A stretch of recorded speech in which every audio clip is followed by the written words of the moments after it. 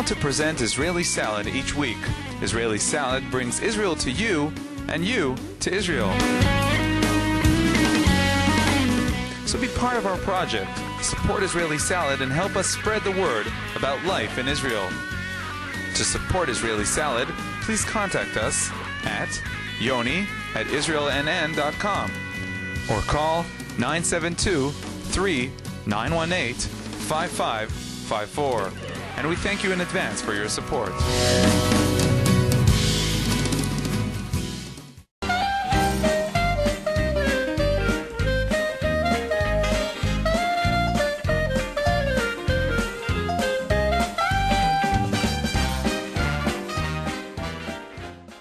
Hi everyone, Parents and Children March in Jerusalem, a Chazan is born, a cantorial competition, Hebrew Book Week, a military cooking competition, and a visit to a Kfar Yam home on the beach of Gush Katif, today on Israeli Salad.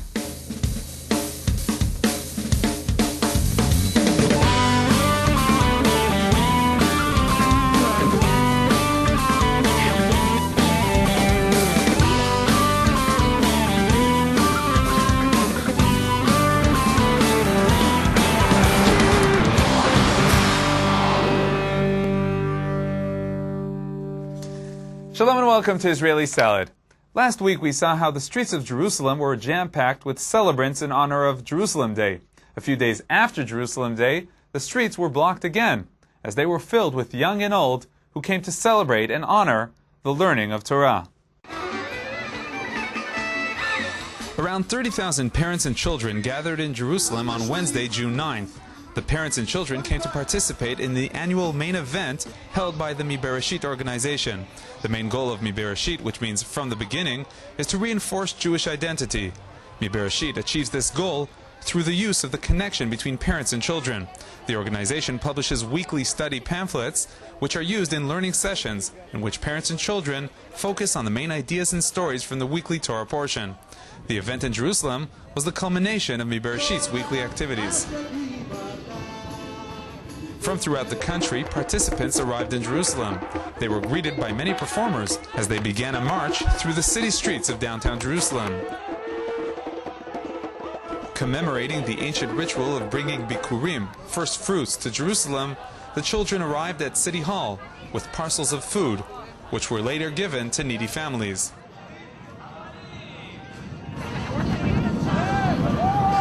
Observant and non-observant families participated in the march from downtown Jerusalem towards the Western Wall.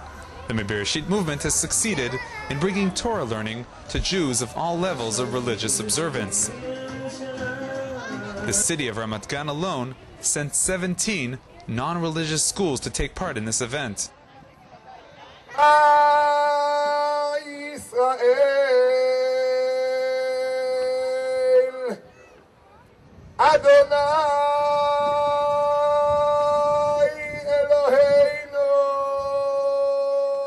At the Western Wall, the writing of a Torah scroll was completed. This Torah scroll was dedicated in memory of children terror victims. As in many other events in Israel, this event mixed together sadness and rejoicing. The crowd honored David Chatuel, whose wife and 4 daughters were murdered by terrorists more than a year ago. A great lesson in faith, a great lesson in hope, and a great lesson in the eternity of Israel. That is the lesson given to us by David Chatuel. Participants from overseas attended the event as well. Groups of children who learned through MiBereshit's programs in communities outside of Israel participated via video conferencing.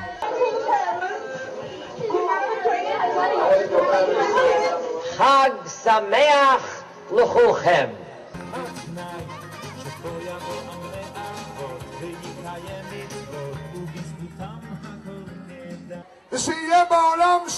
May there be peace in the world. Do you want it or not? Do you really want it? We will do it together. Yachad, together, was a word that was repeated many times throughout the event. MiBereshit believes that the Torah is something that will bring unity to the nation of Israel.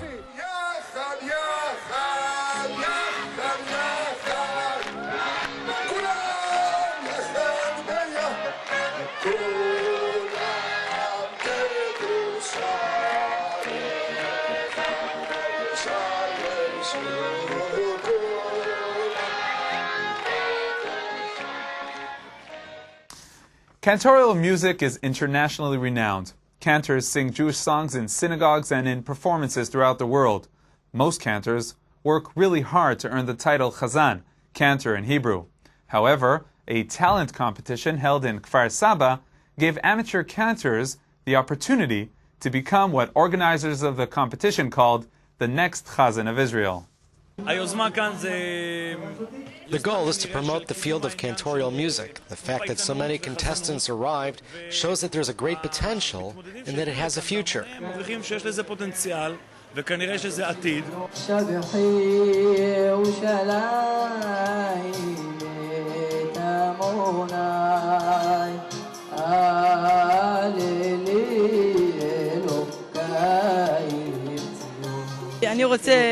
I want to be a cantor when I grow up.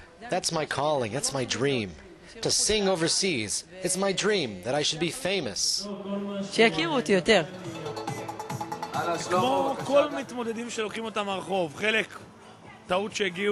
the contestants who have come here are amateurs. For some, it's a mistake that they're here, but some prove that sometimes you could discover the next big star in a group of amateurs.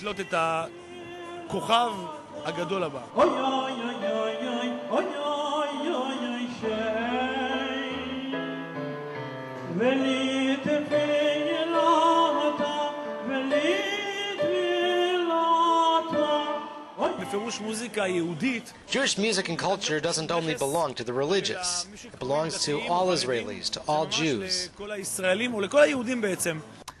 This year, Hebrew Book Week was scheduled on June 15th through the 25th. Here are some of the stats of this special event. 150 publishers take part in this event. The fair takes place in 12 cities and 35 other communities. 6 kilometers is the length of all the booths put together. 100,000 different books could be found in these booths. Around 4,500 new books are published annually in Israel. 10% of books sold in Israel are sold throughout the annual Hebrew Book Week. I want to thank the Book Publishers Association of Israel for these stats. Please send your comments, ideas, and questions to the Israeli Salad email, yoni@israelnn.com, or leave a message on the Israeli Salad voicemail at international dialing code 972-3918-5554. That's 972-3918-5554.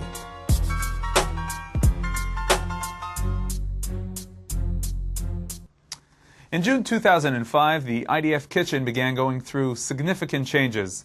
Following recommendations from professional dietitians, the IDF chefs will now make sure to combine fruits and vegetables from all 5 groups of color: red, orange, green, white, and purple. The event that marked the beginning of this revolution was a cooking competition. And who were the chefs that participated in this competition? 17 IDF commanders. Everybody, 12 more minutes to go. Get ready.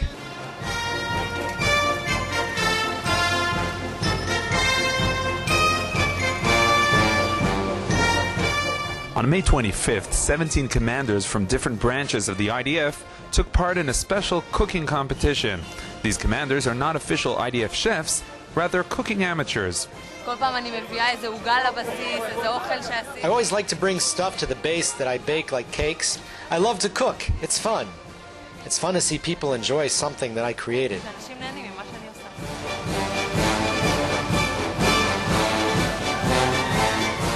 It was only in the morning of the competition that the competitors were informed of the ingredients from which they had to create a delicious, good-looking, and original dish. Using their creativity and leadership skills, the commanders took charge of whole chickens, fruits, vegetables, dry fruit, spices, wine, and other ingredients. I'm sure that everyone wins. Everyone. There was a special fighting spirit here, such that isn't felt even in IDF battalions.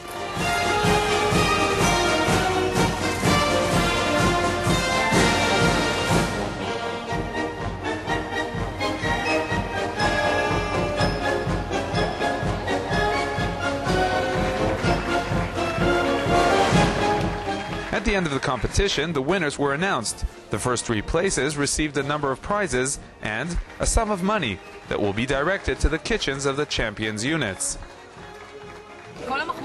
All the compliments I've received up to today now have an official confirmation from the IDF. After all, as Napoleon once said, an army marches on its stomach.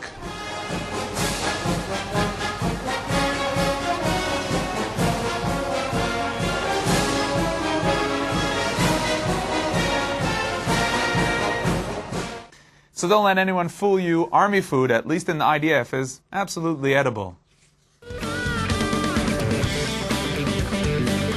Be sure to visit the Israeli Salad website.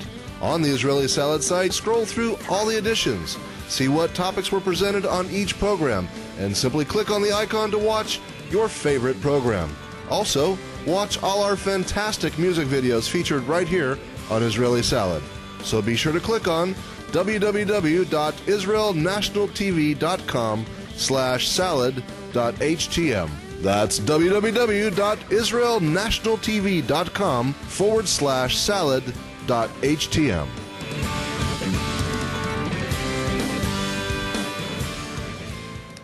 As part of INN TV's continuing series of features about the communities slated for destruction under the Gaza evacuation, we visited Janine Naveh. Janine hosted us at her home near the beach. Well, actually, her home is the beach.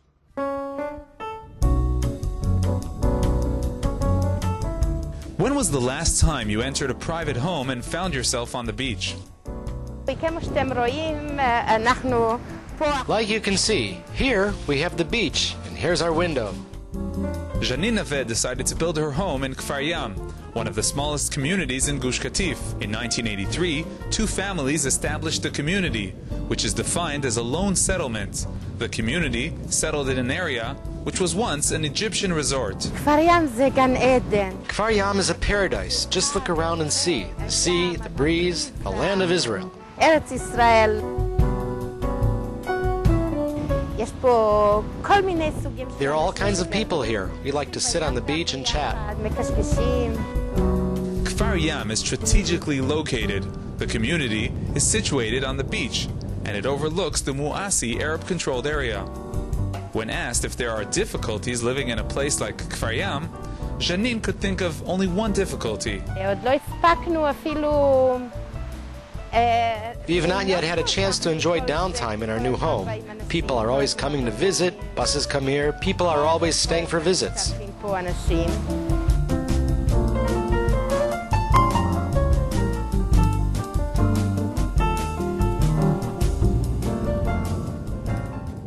Kfar Yam, by the way, is Hebrew for sea village. And now, our weekly insight. Today we'll be discussing the Parsha, the portion of the week of Shlach. Shalom to Rabbi David Sampson in Jerusalem. Shalom, Yoni. Shalom to all of our viewers around the world. In this Parsha, God tells Moses to send 12 spies to the land of Israel. How do we look at this commandment? As something that God wanted the people of Israel to do, or something that He allowed them to do? Well, Yoni, it does seem that it's something that God actually wasn't against. And from the actual text, we don't really see any negative relationship. But the rabbis read an undertow of negativity on the part of God as far as sending the spies. And the basic idea is God is taking us out of Egypt for the reason of bringing us to Eretz Yisrael. That's the whole idea of taking us out. And since He's taking us out in order to bring us to Eretz Yisrael, then there's really no need to question God and to question His ways. I mean, that's what it's all about. And all of a sudden, you're just, well, wait, it's not so simple. Let's see if it's good, if it's bad. And if God promises you something, then you don't check it out. And it's like if someone gives you a present, you don't say, well, let's check it out to see if it's good. You say, thank you. And it's something that deals with the root of the relationship. And as a result, there was tremendous animosity on the part of God towards the spies who came to Israel, and instead of saying good things, ended up saying bad things. Thank you very much, Rabbi Sampson. Bye, Yoni. Bye to all of our viewers.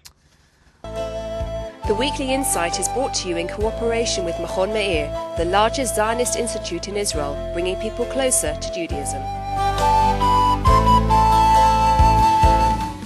Okay, that's all for this week. Join us again next week for another edition. Until then, from all of us here at INN TV, Shalom.